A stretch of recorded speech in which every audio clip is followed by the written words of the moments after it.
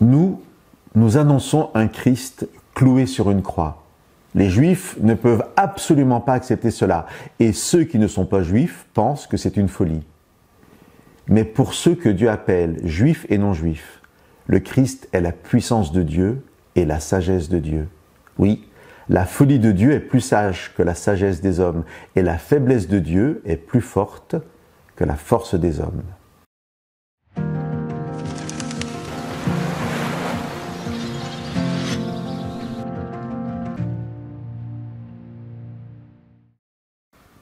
Paul, l'auteur de la lettre, a reçu de Dieu le ministère itinérant qui consiste à proclamer la bonne nouvelle d'un Dieu sauveur. Ce salut, Paul l'annonce à travers la personne de Jésus, qu'il présente comme le Messie ou le Christ promis par les Écritures saintes du peuple juif. La manière dont réagissent et les Juifs et les non-Juifs à la prédication de l'apôtre peut nous interroger sur notre façon, souvent inconsciente, de réagir face à une information nouvelle.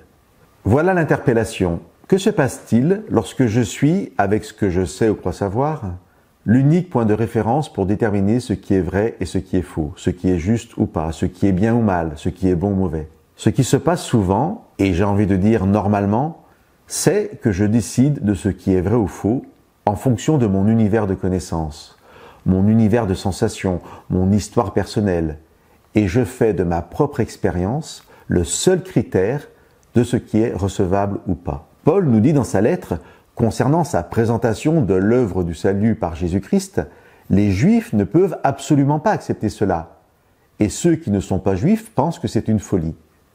La proclamation de Paul sur la venue du Fils éternel de Dieu, sa mort et sa résurrection, est tellement étrangère aux attentes des Juifs sur le Messie et aux conceptions philosophiques des non-Juifs sur Dieu et l'homme, que ce que Paul dit ne peut être que blasphème ou folie. Paul nous invite alors à nous décentrer de nous-mêmes, à avoir cette humilité de dire « Il est vrai que cela est étranger à mon univers, mais peut-être que cela existe quand même. » Car, nous dit-il, la folie de Dieu est plus sage que la sagesse des hommes, et la faiblesse de Dieu est plus forte que la force des hommes. Ainsi, au chapitre 2 et au verset 2 de cette même lettre aux Corinthiens, Paul écrira « En effet, au milieu de vous, je n'ai rien voulu savoir, sinon Jésus-Christ, et Jésus-Christ cloué sur une croix. » Chers amis, n'oublions jamais de nous décentrer de nous-mêmes et de nous ouvrir à ce que Dieu veut nous révéler, aussi fou que cela puisse nous paraître.